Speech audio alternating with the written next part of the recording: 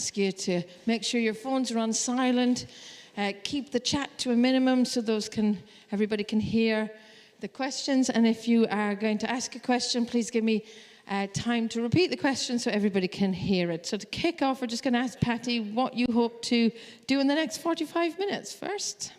Yeah, okay. Whoops, that's loud. Okay, I will be demonstrating how I make my own paper porcelain. I will give you I would explain you the recipe. And I'm sure some of you are quite eager to get my recipe, which I forgot to print out, but one of the volunteers is going to print it out tonight, and I will hang it in my working space, which is next door. So tomorrow you can come by and take a picture of the recipe, and then I will be demonstrating how I made my cocoons. So, thank you. Yeah. Thanks, perfect. And Gareth, what are you going to be doing in the next 45 minutes? I'm going to be demonstrating how to make a small Tang-inspired clay horse. And I'm going to use a mold and some technique pinching to model the head and decorating with slip and mocha technique. Fantastic, great. And do feel free to ask any questions. Both are happy to take questions. So off we go. Yeah, thank you. We're far away. Oh, great. Is it okay? Kick off. Okay. In order to make paper clay, you need dry clay and dry paper. When I make paper porcelain, I prefer to use toilet paper because it's fine. When I make like stoneware paper clay or a low-file paper clay, then I can use newspaper or any kind of paper except the glossy luxury magazine paper. Some of my colleagues who make paper clay, they will use like the liquid slip casting clay. I don't like to use it because it contains sodium silicates, which makes it very sticky, and it takes longer to dry. So I prefer to use dry porcelain, which actually I'm actually a thrower. I make a lot of vessels in porcelain, and I have a lot of slip and leftover from trimming the porcelain. Porcelain needs to be trimmed a lot.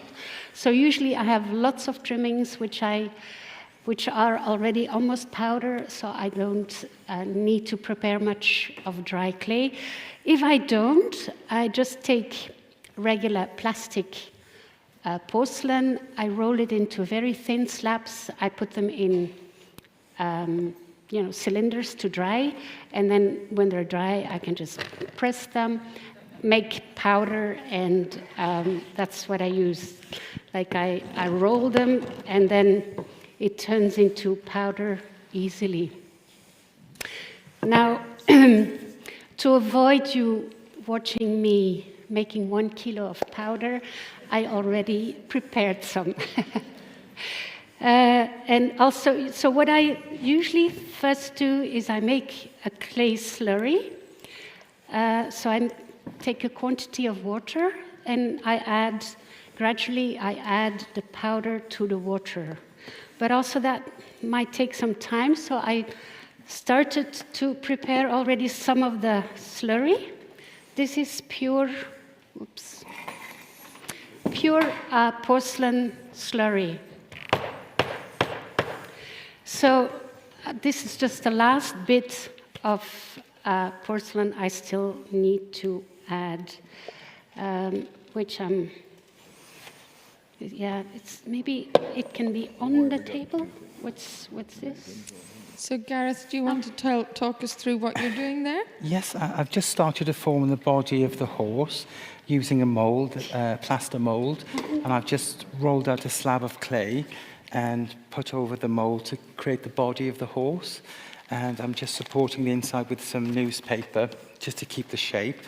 And I'm sort of waiting it to get leather hard so I can build the neck. I start with the neck and the body first. And I just sort of visually, I measure where the horse's withers start to the end where the tail would be, is sort of half the distance of the length of the horse, just to make it look visually horse-like. And so last night in your slides we saw a picture of young Gareth astride a horse. Yes, So yes. this love of horses is Lifelong, yes. And it's really great because I've had the opportunity to be in close quarters with a horse and I sort of feel its conformation, the shape. So I have a really good visual memory and feeling of what the anatomy of a horse is. And almost that corporeal sense of a horse. Yes, it's just, the whole feel of the animal, yes. Yeah. So I'm 1 litre of water to 1 toilet roll. Well, toilet paper, I prefer to use toilet paper because usually it's recycled paper and it dissolves very easily. See, it already falls apart just putting it into the water. So I need to mix it, and I just use a regular kitchen blender.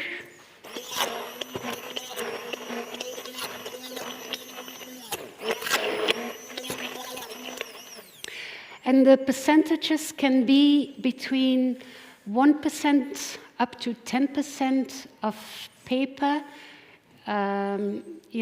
compared to the clay. So this is 1 kilo of porcelain, and this is more or less 100 grams of paper.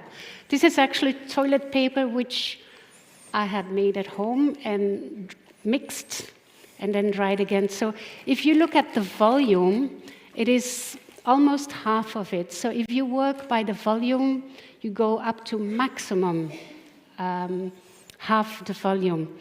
And a roll of toilet paper is about 100 grams. So if I took 1 kilo of porcelain here, and so this is about 100 grams of paper, which I'm also going to mix now before I add it to the porcelain.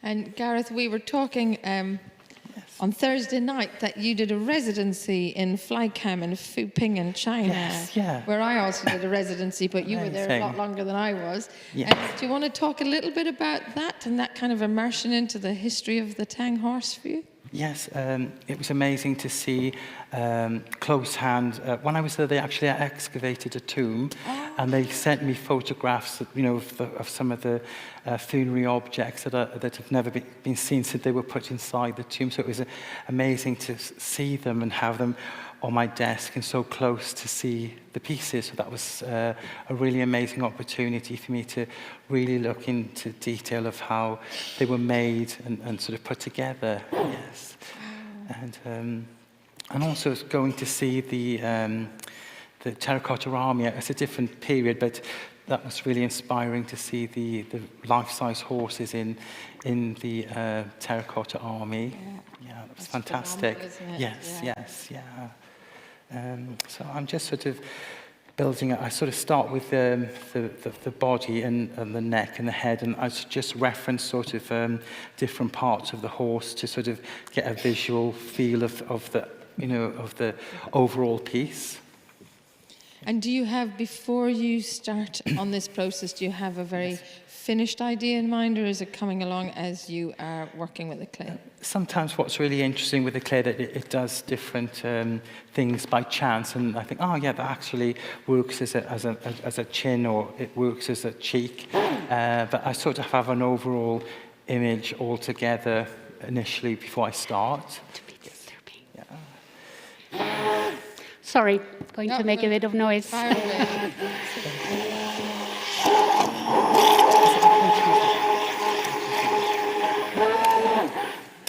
Competition of the tools. Yes. It's like being in a hairdresser's and the sounds. Hairdresser. Yeah. Doing anything the weekend? So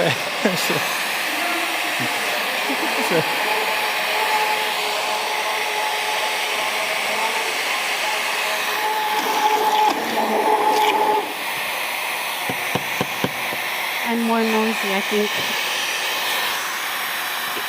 So I try to use as much water as possible because then the paper dissolves more easily.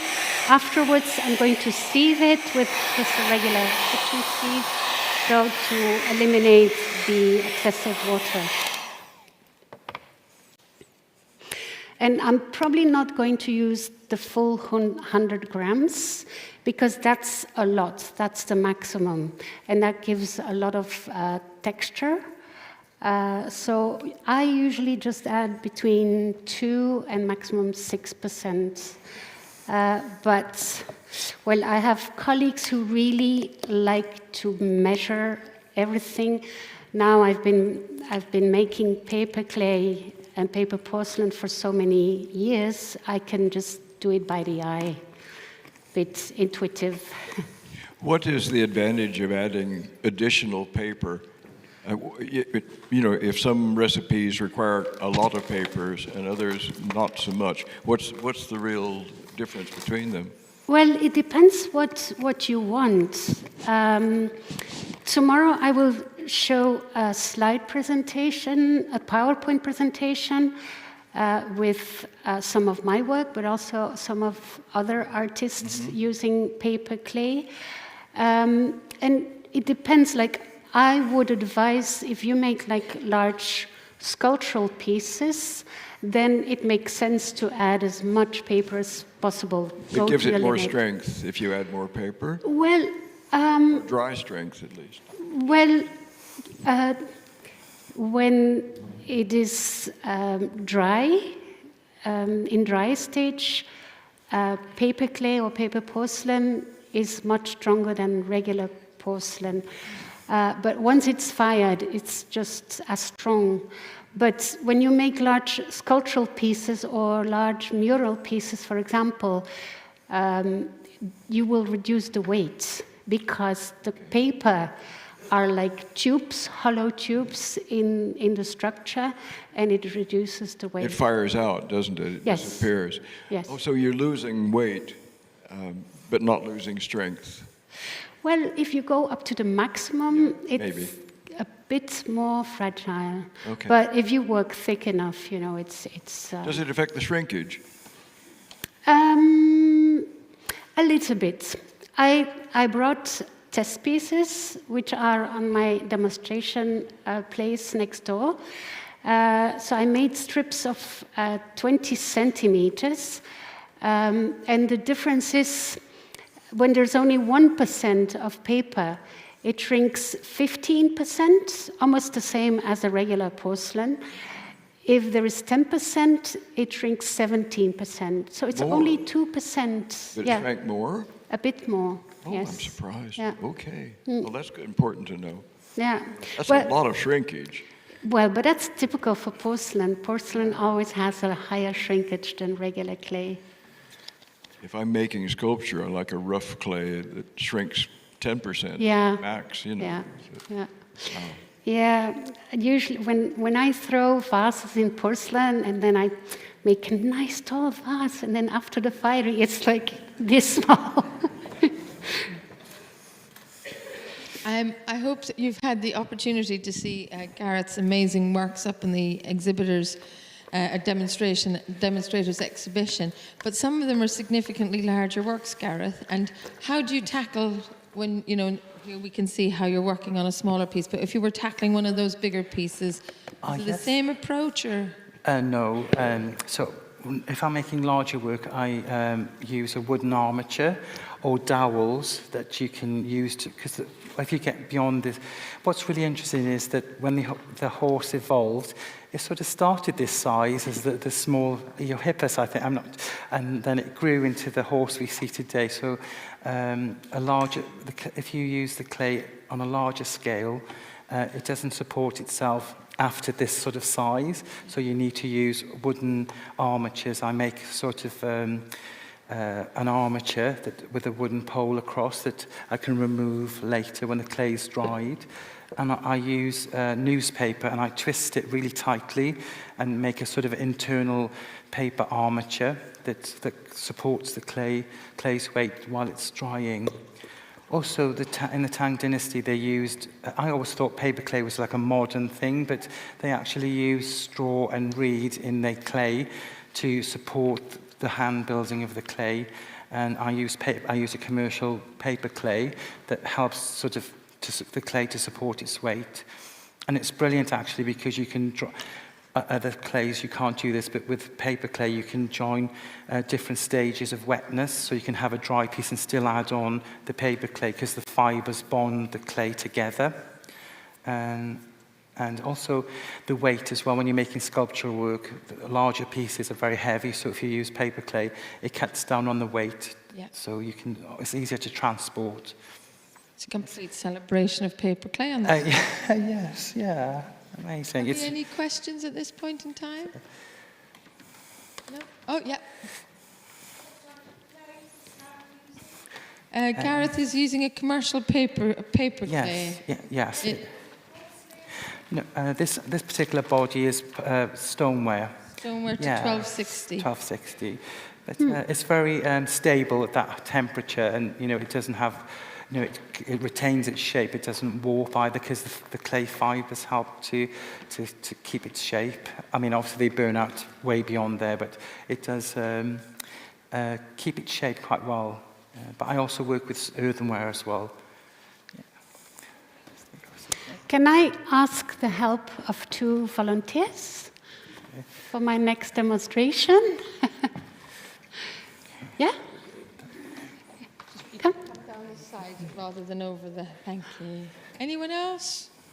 Yeah? Yeah, there's one. And if you just go down the edge. We have not 2 over the people board, here. but it's a huge drop. Hurry. Well, it's okay. I have more. Oh, stop. Phew.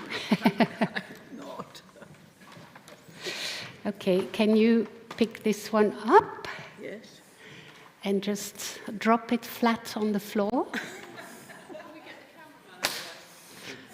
Can you pick this one up? Yes? Great. Yeah. What is that? That's the paper porcelain, and that's regular porcelain. Unpapered. Unpapered, yes. So to show you the strength. Do we go back now? Well, no, something else. Oh. unless if there's other volunteers. Would you like to volunteer now? Yeah. No, you could. Well, someone else.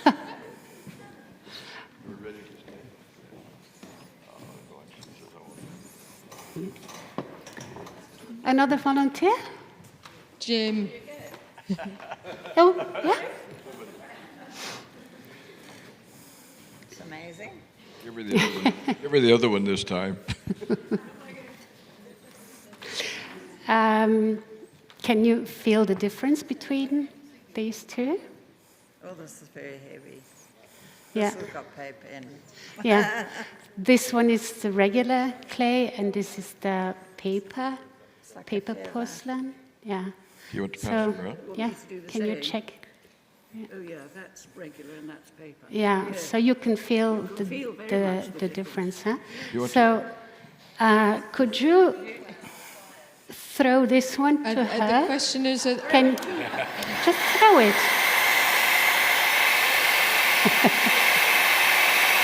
Could you throw this one to her? Oh, right. Usually people are, well, do it again. But it's This one is, it's I believe they're greenware, not. it's okay, yeah. But a lot of time, well, this is also slightly thicker. yes. It was cracked before, but I mended the cracks with paper porcelain. Yeah. So that's why it stays in shape. Yeah, so it stays. Thank you. I'm sorry to dirty the floor. So you find another advantage of the paper clay is that you can repair dry clay? Well, paper clay is somehow magic. You can work with fresh paper clay onto dry paper clay. You can work with fresh paper clay onto dry regular clay. You can integrate fired pieces into fresh paper clay. When you have cracks, you can mend them. Like now, there is a crack here. I can just try to mend it. It takes a bit of time, but like in general, I will just paint it with some paper clay. Try to put some paper porcelain in between, and press it and mend it. Can you mend bisque with paper clay? Yes, you can. It's a bit more difficult, but yes, you can. You can even stick 2 bisque pieces together with paper clay. I just saw a jaw drop over there.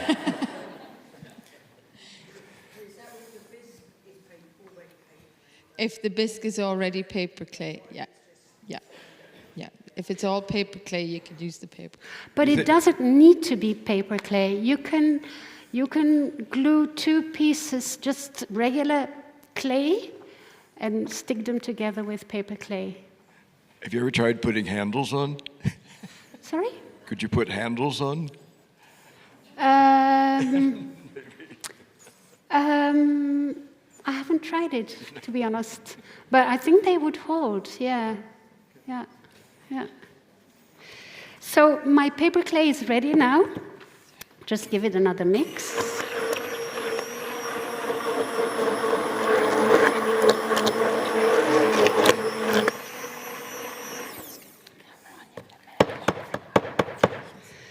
And it is rather, oops, do you still hear me? Yeah. It is rather liquid.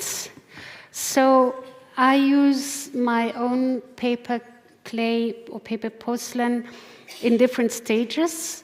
If I wanted plastic, I will put some of it on a plaster board to dry, which I'll be doing here. And it dries quite quickly. And then it will become plastic like this one. Sometimes I make another batch more liquid, like I prepared this one, in order to be able to paint it more easily. Because I make sculptural pieces for which I use supports, which I paint with layers of paper porcelain. And like for the cocoons, I use old socks, which are worn out, and I fill them up with newspaper. Gareth, can I ask you here, you've started modelling the features that we were seeing on the big screen. Yes. Oh, yes. Yeah, we've seen them. Don't you worry. Oh, right, you've seen them. Okay. They've been up there behind. Oh, great.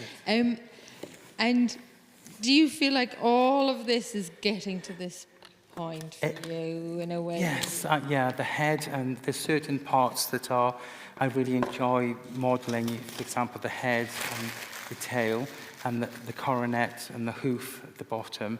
But it's really interesting that if you sort of have a lot of detail or expression in a certain part of the piece, everything else you can fall away, and it still reads as the horse, which is really interesting.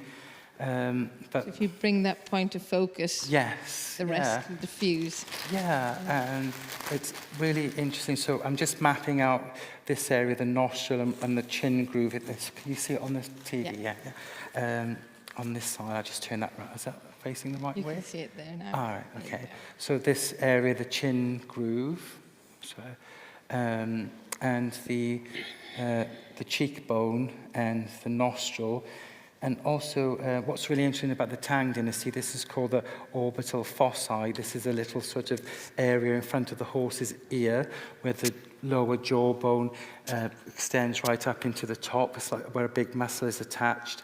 And what's really interesting, they even have that, anatomy in the tang horses, which is, really paying attention to detail of the horse's anatomy, which is great, which is another feature which makes it say horse and not penguin or a different animal. So so it's just about mapping out the different parts before then going in for the last wave to make it all sort of relate and come together. Okay, thank you. That's okay. Can we have a split camera? There we go. You were asked. There you go.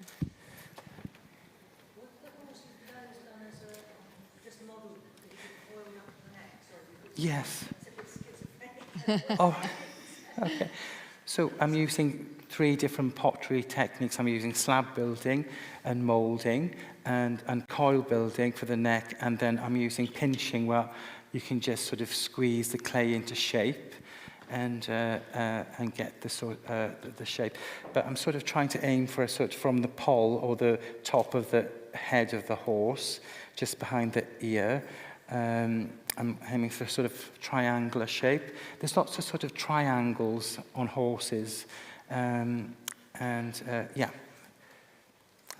it's really interesting to use multiple techniques to get your work looking like a horse. Yeah, so I use that all the time, pinching, slabbing, and coil building.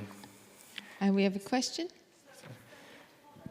Is the head hollow? No, it is a hollow form of the body and the neck, but so you have to vent the form for where the neck goes into the body, because that would be an enclosed area. But the head is solid. I just sort of shape a wedge shape, like I start with this sort of shape, like a wedge, and then. I really enjoy the battle of when you've got the pieces together. It's a sort of a battle to get it to the clay to sit together and work as the horse. You sort of go through a stage of, is it going to happen, or it's sort of a very sort of a battle. I feel, and then suddenly it starts to come together. Is there a point for you where it almost animates? Sorry, is there a point for you where it just suddenly kind of animates and becomes all yeah. I'm really, like right now, I'm really panicking, thinking, is it going to come together? And I sort of start to relax, and then I think, right, I'm going to start enjoying working on it and making it become more lifelike. So. Yeah.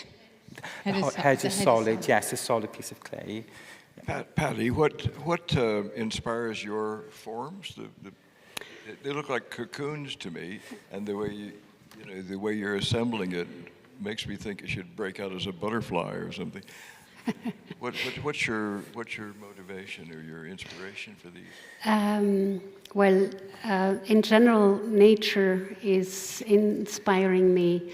But when I was making these forms, I was sort of making random forms, and they tended to turn out like cocoons, like mummies, like cocoons. And my work, it's difficult to say sometimes where the inspiration comes from. Sometimes it's something which comes from your unconsciousness. In those days when I just started making these cocoons, I was looking for new ways to work. As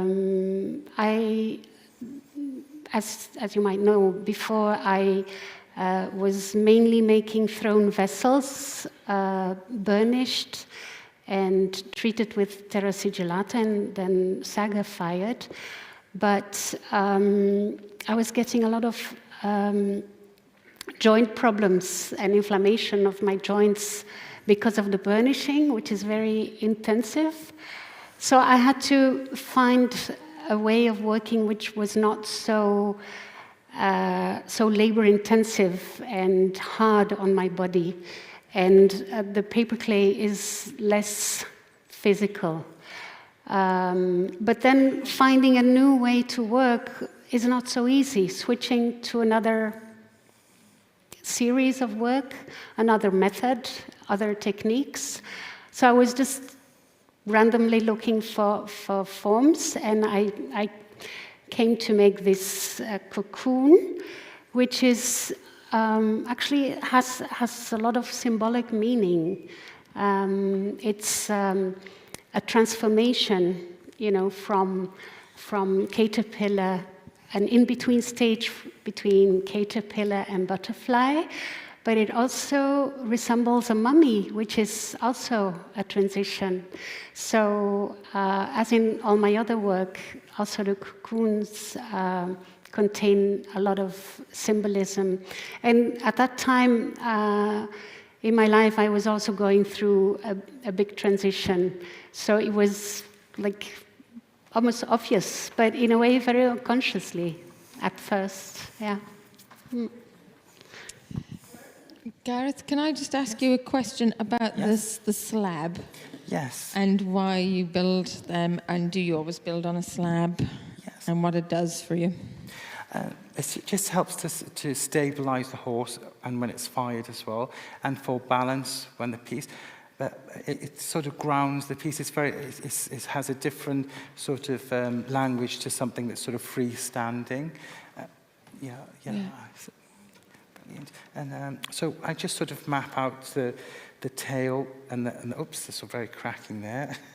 I sort of map out the different parts of the horse, his head, then the tail, and then I wait for the legs to be leather hard so they can support the weight before joining them on inside the piece. And I like to decorate and mimic the lovely runny glazes of the Tang dynasty, the Sanchai glaze. And I use slip, and I really love the mocha technique where I use cobalt with something that's acidic, like vinegar or coffee, and then the clay is very alkaline, and it causes a reaction where for me it's like veins, and it sort of spreads out like a tree shape.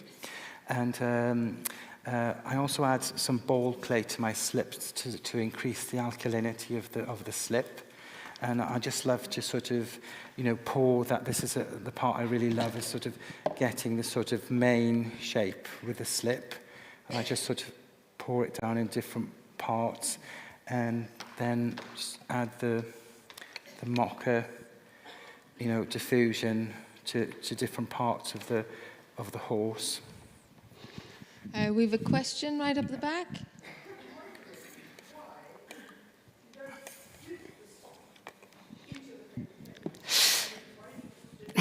So the question is for Patty, why don't you dip the sock into the paper clay?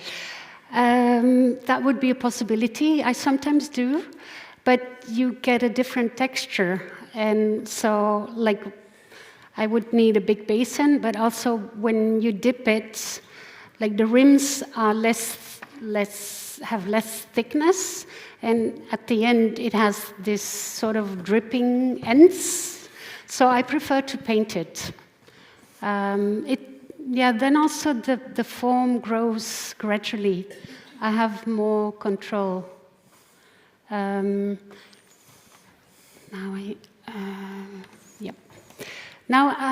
once the first layer is painted and dry, the first layer needs more time to dry. Then I can paint a second layer, which will dry much faster. Okay, just have a question here. Sorry, Jim. This might be a really obvious question. I've answered it already. There's no problem applying more paper slip onto bone dry. Question is there no problem applying more slip onto bone dry paper slip? It won't peel off is the question. Will it peel off? No. Sticking wet under dry isn't an issue with this. Sorry? Sticking wet onto dry isn't a problem. No. I mean, as you can see, it works perfectly. And there's a question in the middle there.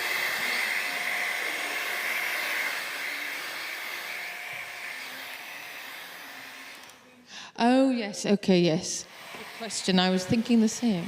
So you have, in the exhibition upstairs, you have some pieces that are reinforced. Do you want to talk a little bit about the reinforcing in those pieces? Reinforced by With the mesh. a texture. Yeah, the Well, wire structure, perhaps. it's not really a reinforcement, it's just a texture. So I just take a wire, a cotton wire, which I dip in paper porcelain, and I tie it around it. But it doesn't make it stronger. So just purely for aesthetics. Yeah, I made a whole series of cocoons with all kinds of different textures, with organic materials or wires or fabric, or I try out all kinds of materials to give interesting texture.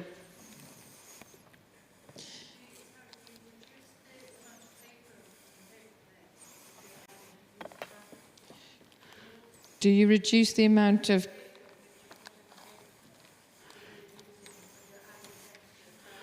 No, I just use the same paper clay.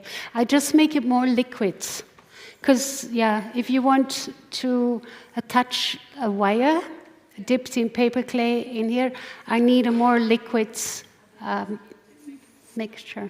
No, I just dip it once. The wire, I just dip it once. A question, yep. What is the kiln you use? I fire in an electric kiln.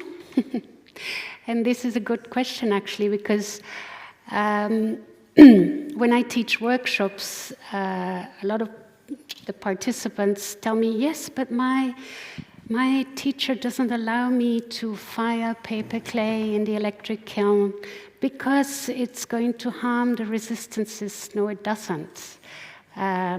It's true that during the firing, of course, while the paper is burning away, there is carbonization, and it will settle on the walls of the kiln and on the resistances. But since you fire above 700 degrees, the carbonization will burn away. Anyways, I have a road electric kiln, and I have it for 20 years. I didn't need to replace the resistances yet. So even after 20 years of firing paper clay in that kiln. What temperature do you fire at? 1250. Oh, that's a good stoneware temperature then. Yeah. Okay.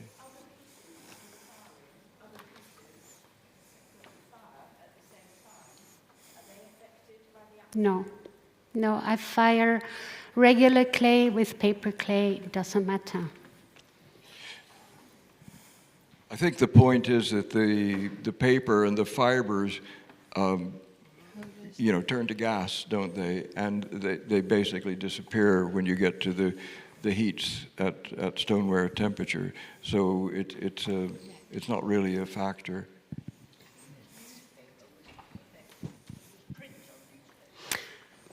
Does the print affect the paper? No. The ink will just... Does the print affect anything? No, because if you see the amount of ink there is in newspaper, it's just a small percentage. Only if you have like a black newspaper full of ink, then it might affect, depending on the kind of ink. But if you use regular newspaper, no. It has to be a very specific type of ink to have metal oxides rather than any other organic dyes in it for it to have any effect, and that's very rare these days.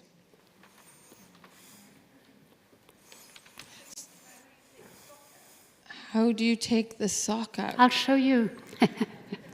And while we have a couple of minutes, just to back to Gareth quickly before we de-sock. All right.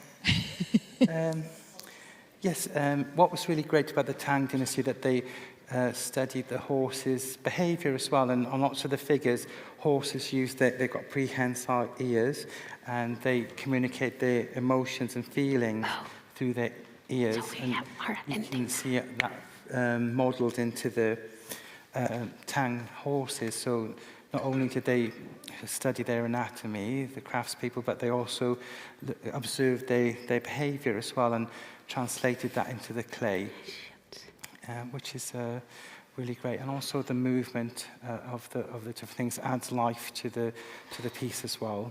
Fantastic, thank you. And now we've just got time, I think, for a bit of de-socking.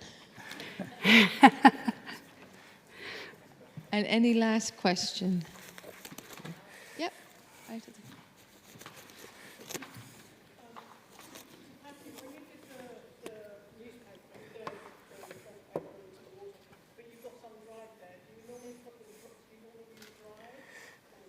Do you normally use the dry or wet toilet paper to add? No, I always make it wet because then it mixes more easily. Yeah.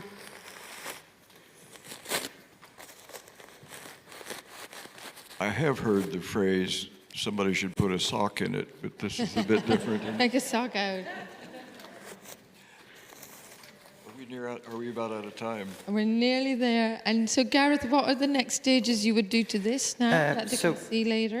Yes, I would wait for the legs to go leather hard and the slip to dry, and then I would stand like a table. I would sort of put on the legs at this height. The paper clay will support itself, and then just lift that onto the slab and then join it with slip, as you can see on the completed piece. To join the legs, yes, you literally hold it up and put them underneath? You don't turn it over? I just lie it on the side and just stick them on. Stick them on. Stick them on. bit of slip and and pop it on and the then board. just lift it on, and then I use the heat gun to just dry the legs off to stiffen them, and then at this size that the clay will support itself. Fantastic, lovely. You don't need a support? You don't use any supports under them usually? No, it's just the fibre and the paper clay which is helping it to... And they are solid? They're solid legs, yes. Yeah. So. Lots of drying time? Yes, yeah. Sorry? Are the legs modelled? Yes, they are. I just roll out coils, and then I just sort of, again, use the pinching technique to add the fetlock and the little band above the hoof where the hoof grows from, which they modelled, again, that attention to detail in the Tang dynasty, and which helps to sort of give the language for the horse's leg. And then I just attach it with slip and just rest it onto the clay slab. Lovely. Oh, one last question. Can we have a camera on the face of the horse? There we go. Spent a bit more time. But here we go. Look at that. Isn't that amazing? In 45 minutes.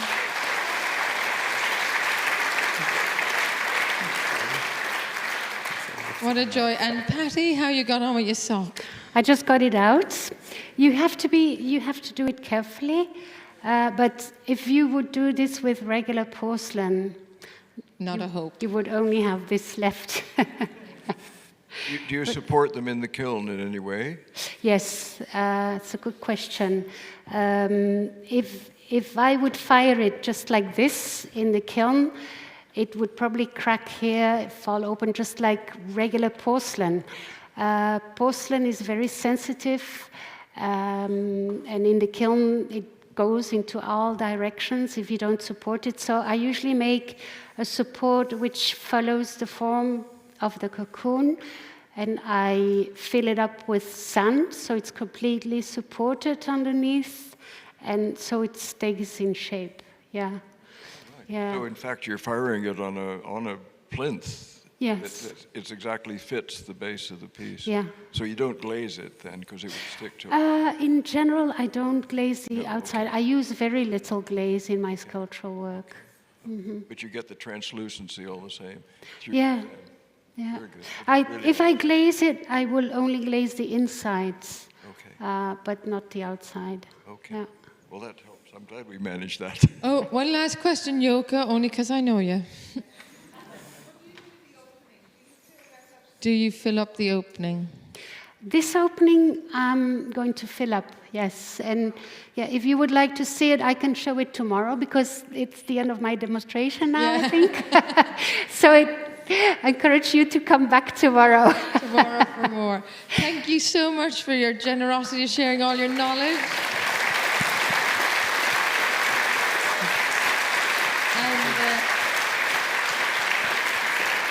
And of course, Patty and Gareth will be going back to their spaces, and they'll be there throughout tomorrow when they're not here, or in the lecture theatre, and they'll be happy to answer any more questions then. Thank you very much. Can I just mention, tomorrow, I think at 12 o'clock, I'm giving a PowerPoint presentation in the other theatre, and I will be showing my work, but also the work of other artists who are working with paper clay, paper porcelain.